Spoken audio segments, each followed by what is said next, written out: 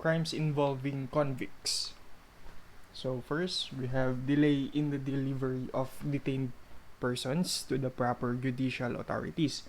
This is Article 125 on Revised Penal Code or RPC. A felony committed by a public officer or employee who shall detain any person for some legal grounds and shall fail to deliver such person to proper judicial authorities within the period of this 12, 18, and 36. So kung criminology student yan, medyo delikado si officer, no? So legal yung kanyang pag-aresto because there is a felony committed or there is a unlawful act committed, and then you have legal grounds to detain a person, but it has a time limit. So this one, if the crimes or offenses is punishable by light penalties, it has only 12 hours for you to be able to deliver him to a proper judicial authorities. Okay? If it is 18 hours naman for crimes or offenses punishable by correctional offenses, while 36 hours is for crimes or offenses punishable by afflictive or capital penalties. Yan. Now, the crime of arbitrary detention is committed when the detention of the person is without legal grounds. So, kanina with legal grounds and you are unable to deliver him due to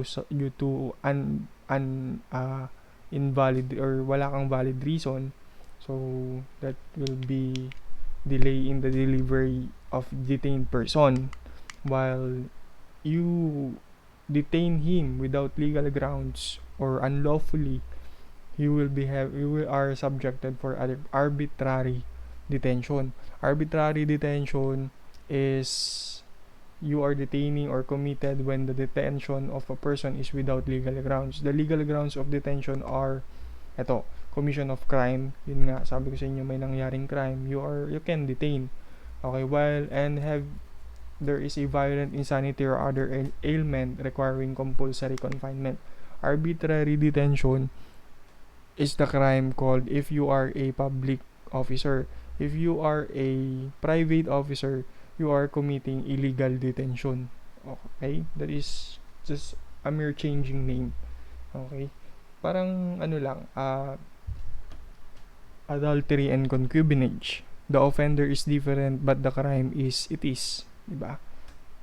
That is arbitrary detention and illegal detention. Next, delivery of prisoners from jail. This is Article 156. Elements: the offender is a private individual, removes a person confined in jail or a penal institution, or help in the escape of such person.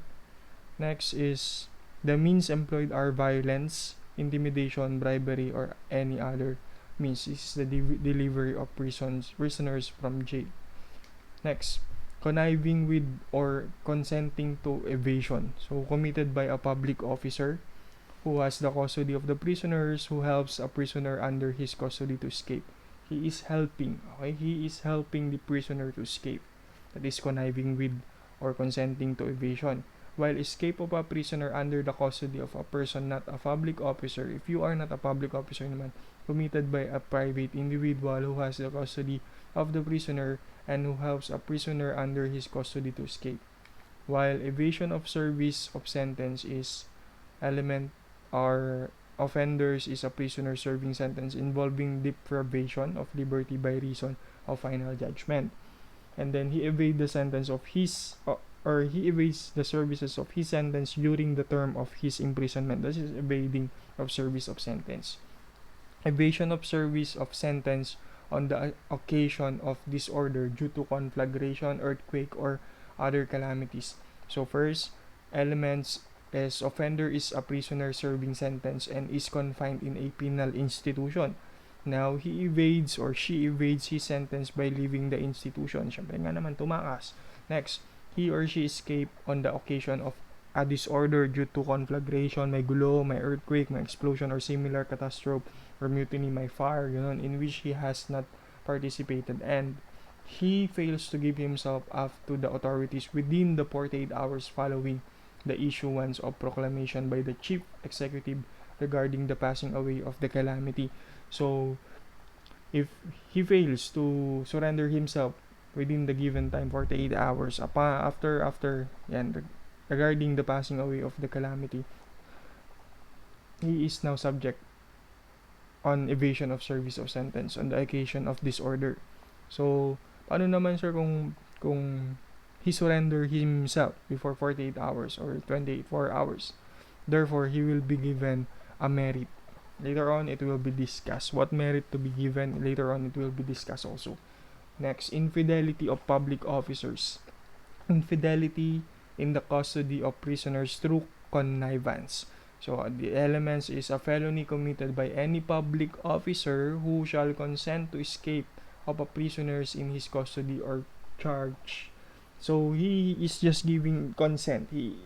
Okay, consent lang yung binigay niya. Hindi niya tinulungan na bahala ka na kung paano ka tumakas. So, sige, tumakas ka, bahala ka na. That is infidelity of public officer. Pero kung he plans everything on how these inmates will escape, ganito ka dumaan, tutulungan kita, okay. Tapos, harangan ko yung mga guard na ganito. Kunyari ka, kausapin ko sila, sabay takas ka na. Tapos, sundan mo ako doon, nag-prepare na ako ng motor doon para gagamitin mo. That is this one, conniving with or consenting to evasion. Okay, it is you are helping. Yan, who helps? Number 3, who helps a prisoner under his custody. While this one is a felony committed by any public officer who shall consent to escape a prisoner in his custody. You are just giving your consent. Now, infidelity in the custody of prisoner through negligence naman, nakatakas. Yan yung simple nun, yung nakatakas. A felony committed by a public officer when the prisoner under his custody or charge escape through his negligence on his part. So, hindi siya nakipag-connivance. Walang connivance na nangyari na he or she is not giving the consent for you to escape. But you have a chance to escape and then you grab it kasi due to his negligence. So, that is infidelity in the custody of prisoners through negligence. Now, other offenses or irregularities by public officers. We have maltreatment of prisoners under Article 235. Elements is offender is a public officer or employee and he overdose himself in the correction or handling of such prisoners by imposing of punishment not authorized, take note, by regulation or by inflicting such punishment in a cruel or humiliating manner. Anything that is a physical touch that is not authorized is maltreatment, my dear student. Now, take note, the felony of physical injuries is committed if the accused does not have the charge of detained prisoner and he maltreats him, and if the purpose is to extort a confession, grave coercion is committed. Now, Bureau of Jail Management and Penology, or the BJMP, Bureau of Jail Management and Penology. Bureau of Jail Management and Penology. Tama? Bureau of Jail Management and Penology. It has the mission to direct supervision, or it has the mission to supervise and control the administration and operation of all district, city, and municipal jails to effect a better system of jail management nationwide. That is Bureau of Jail Management and Penology. So, what law created the Bureau of Jail Management and Penology? This is Republic Act 9263. So, the Bureau of Fire and Protection and Jail Management and Penology,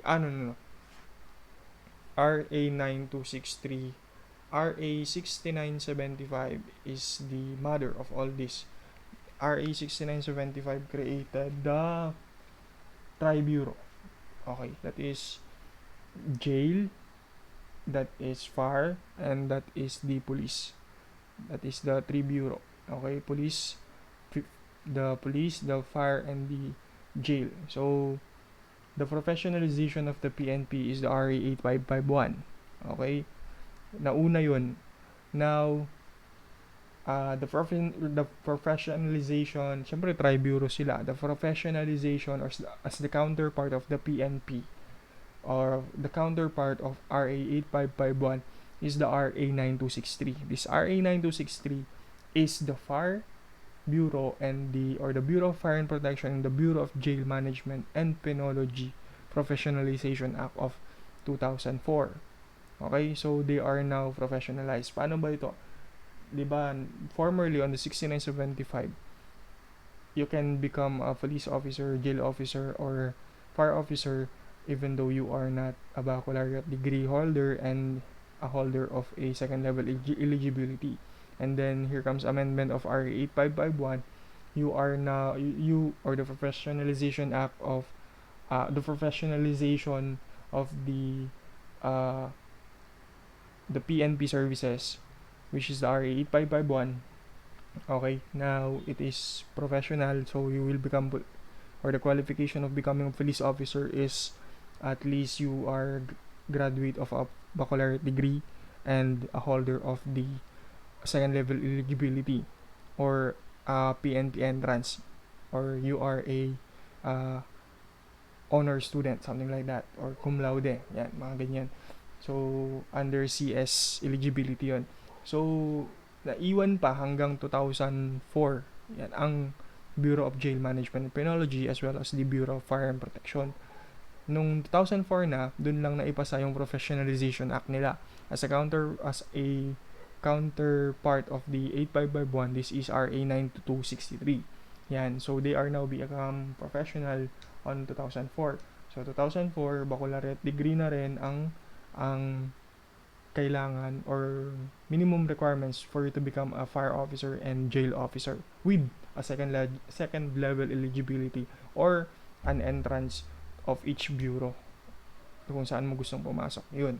That is RA 9263 and RA 8551, the Professionalization Act of both bureaus. Now, coverage of supervision by the jail. We have city jails, municipal jails, and district jails. So this is the classification of jails according to the capacity. Class A is a jail with 100 or more inmates. Class B is 21 to 99 inmates. And Class C is jails with 1 to 20 inmates. Now, organization and key position in the BJMP. The BJMP, also referred to as the Jail Bureau, was created pursuant to the Section 60 to 65, Chapter 5, RA number 6975. Sabi ko nga sa inyo, di ba? Tri-bureaus being created on RA number 6975 and initially consisted of uniformed officer and members of the jail management and penology service as constituted under PD number 765. So RA 9263 provided that the bureau shall be headed by a chief. Okay, this is the key position in the BJMP. Ito yung matataas na position sa BJMP. Position. Okay, we are talking about the position, not on the rank. Position. Ano ba to? Sa PNP, who is the highest or the highest holder of the key position? What is the highest key position in the PNP? That is Director General. Okay? Now, the key position or the highest position here is the Chief BJMP. So, the Chief BJMP next is assisted with 2 deputy as well as 1 for admin and 1 for operation. Deputy for admin and deputy for operation BJMP. Next is we have Chief of Directorial Staff. Okay, we have 1 Chief Directorial Staff, all of whom are appointed by the President. Okay, they are all appointed by the President upon the recommendation of the DILG Secretary from among the qualified officer with the rank at least senior superintendent in the BJMP. Okay, now the chief of the BJMP carries the rank of director. So the chief BJMP, that is the position. What is the rank of the chief BJMP? The rank is only director. That is the highest key rank, or that is the highest rank in the rank of the BJMP. Okay, BJMP and BFP is director. Okay, katumbas na nun ang Chief PNP. Ang Chief PNP, that is the chief, yung katumbas ng key position nun. Ang katumbas ng rank nun, the Chief PNP has the rank of Police General. Okay, that's the new name. That is the new name. Director General, formerly. Okay, Director General. And now, the BJMP, okay, is Director. Yun ang katumbas nun. That is Director. Now, on the BFP is also Director. Okay? Director General. Director General. Now, it is called Police General.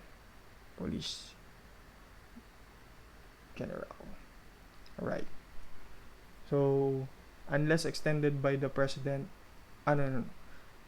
Director and services a tour of duty that must not exceed 4 years. Okay? So, unless extended by the President in times of war and other national emergencies. So, you are maximum to serve 4 years, or you are maximum to serve 4 years to hold that key position. Okay? So, commonly, my dear student, wala namang umaabot or nakakasagad ng 4 years. Okay? 4 years or 3 years sa mga key position dahil matatanda na rin ang mga umuupo dyan.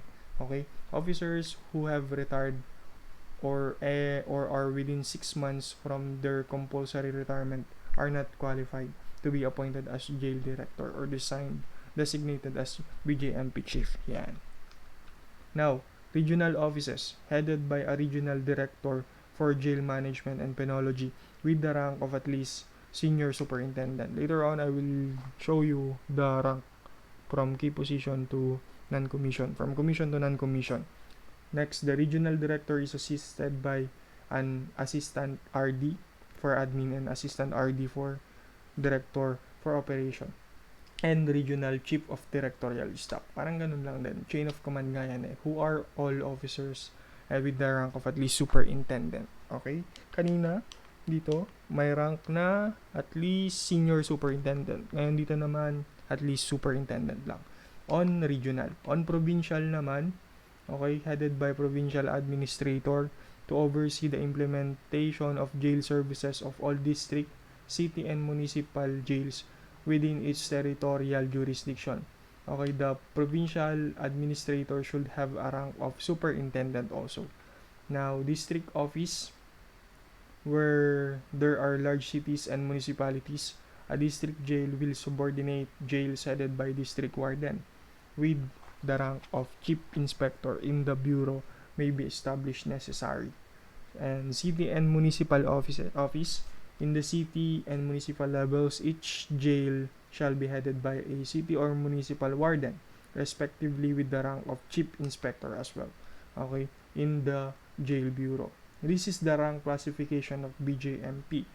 The present rank is jail director is the highest, jail chief superintendent, jail senior superintendent, jail superintendent, jail chief inspector, jail senior inspector, jail inspector, and then for the non-commission is senior jail officer 4321 and the jail officer 321.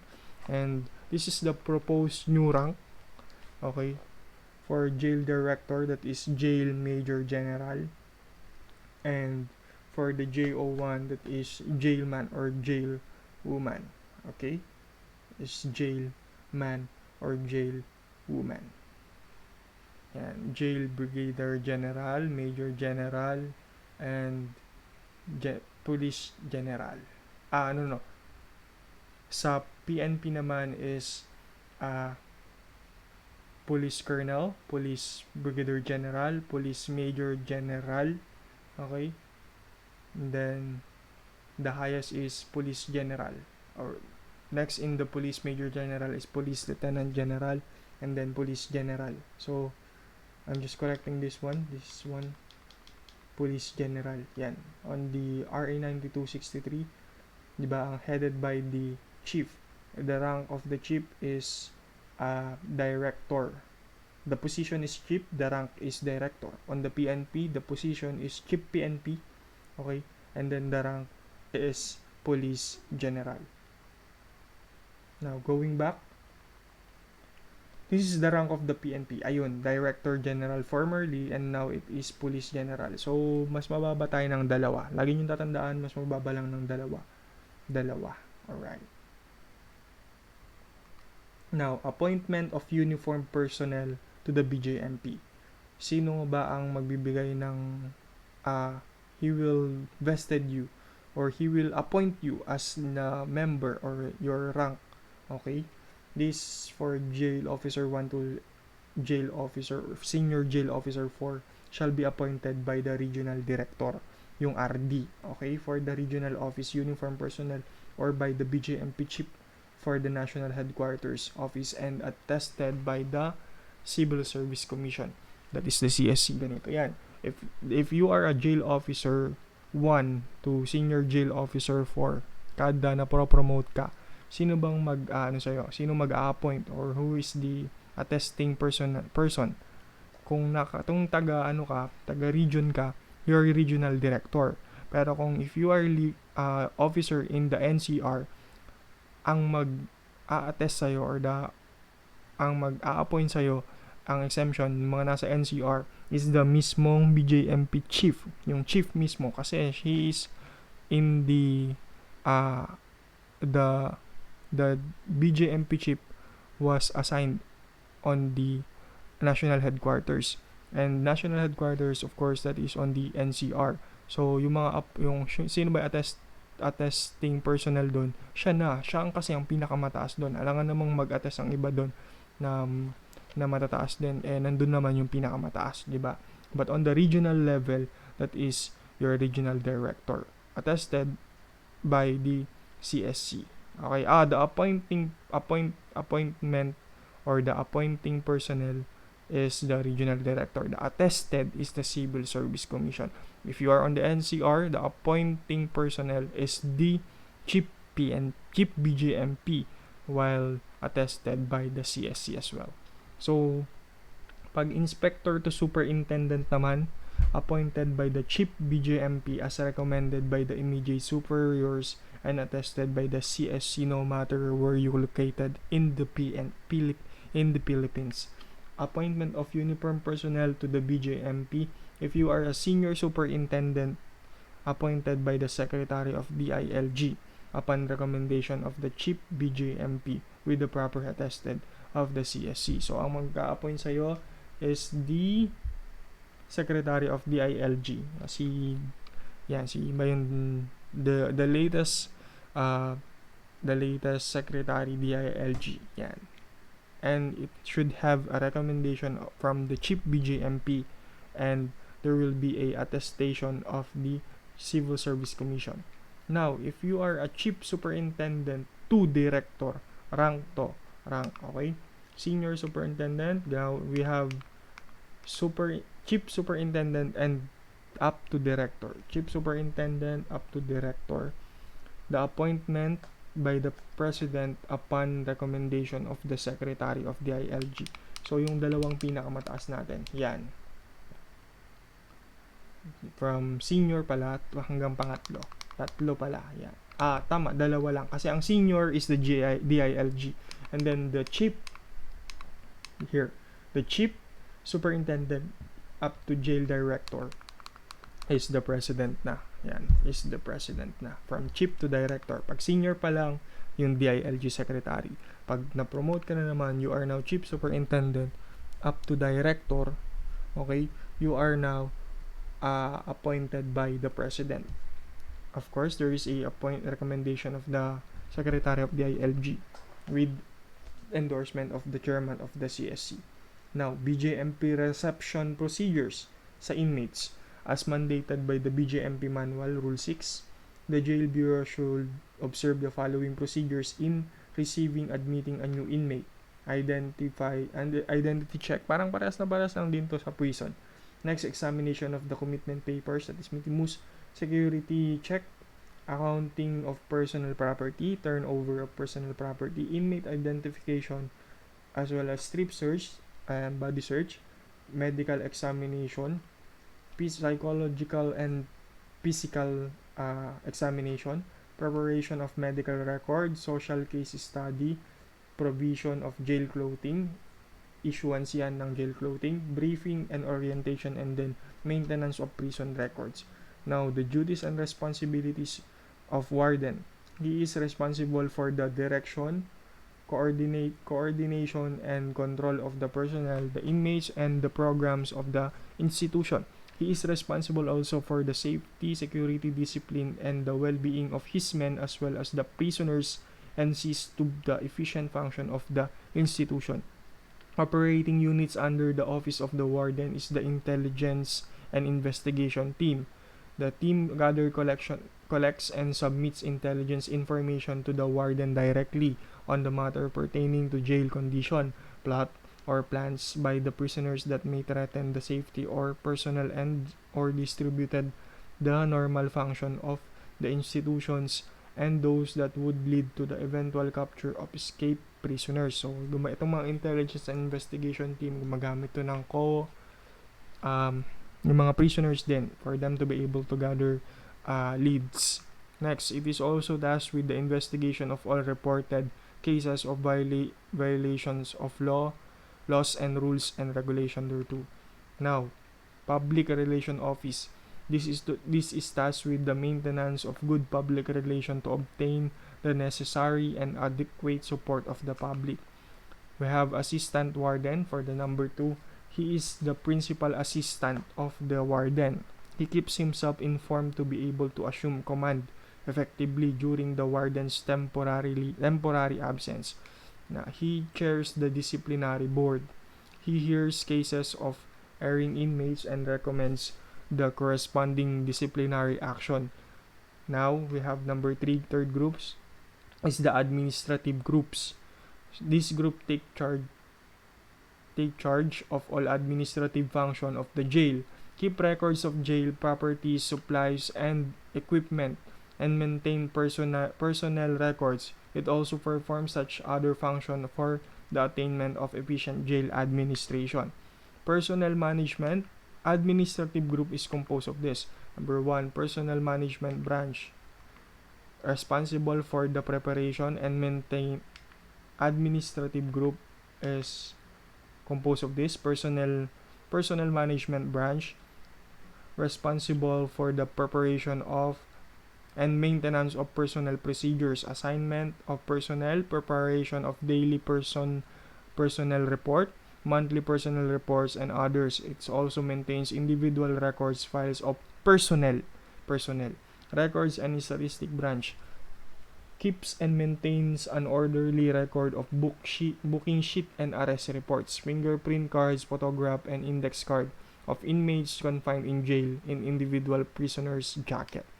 Now, property and supply branch take charge of the safekeeping of equipment and supplies in the requisitioning of supplies and materials needed for the operation of the jail. We have budget and finance branch. Number 4, they take charge of financial matters, of course, especially in programming, budgeting, accounting, and other activities related to financial services. That is finance branch or budget and finance branch. Mess service branch take charge of the preparation of daily menu, makes foodstuff purchases, prepares and cook the food and serves it to the inmates. That is mess service branch. General service branch is responsible for the maintenance and repair of jail facilities and equipment. It is also tasked with the cleanliness as well as the beautification of the jail compound. Now, we have Mitimus Computing Branch. This receives court's decision and Mitimus and ascertained by compilation the dates of the full completion of services of sentence of each prisoners for his eventual release from jail. It also prepares the transfer order of inmates to other penal institution. Now, what is Mitimus? Mitimus is a warrant issued by the court directing the jail or prison authorities to receive the convicted offender for the service of the sentence imposed therein. Kung walang Mitimus, hindi tatanggapin. Kung may Mitimus, tatanggapin. Alright, nakalagay dyan yung full name, what is the full name of the offender or the inmate, the crime committed, the case number, and etc. Now, security group, number 4. Other group to. Kanina, itong administrative group, composed of A up to G. Now, we have security group, provides the system of sound custody, security, and control of inmates and their movement. It enforces and maintains inmates discipline.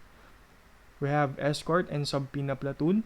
Escort section under security group. Okay, escort section produce inmate under proper guard to the fiscal's office, courts, and etc. Upon proper summons, it is also tasked with the transfer of prisoners from one institution to another upon proper order of the court or authority. And then we have subpoena section, receives, distributes, and or serves subpoenas, notice and order summons, and other processes directed to inmate confined in jail. Escort section, kasama ang inmate. Subpoena section, they are the one who receive, as well as they are the one who distribute, and they are the one who serves. Now, escort procedures for court appearance. Take note, in escort duties for court hearing, dadalhin sa court. Okay, the superintendent shall provide at least 2 guard for every inmate. So, 1:2 ang ratio natin for escort in a court appearance. Okay, in a court appearance. 1:1 plus 1. Yan. Security platoon. A 3 working for number 2 under security group. We have security platoon. A 3 working platoonship responsible for overall security of the jail compound, including gates, guard posts, and towers. They are also responsible for the admitting and releasing unit. Now, number 5, we have rehabilitation purposes group. This group provides services and assistance to prisoners and their family to enable them to solve their individual needs and problems arising from the prisoner's confinement. Under this is medical and health service branch, work and educational therapy. So, isa-isa natin. This group provides service and assistance to prisoners in terms of medical services. This one is providing educational trainings, the work and educational therapy services. The chaplain services is also provide services and assistance to prisoners as to their religious transformation. Going back here, chaplain services. Proselytizing is what we call changing of religion inside prison. Proselytizing. That is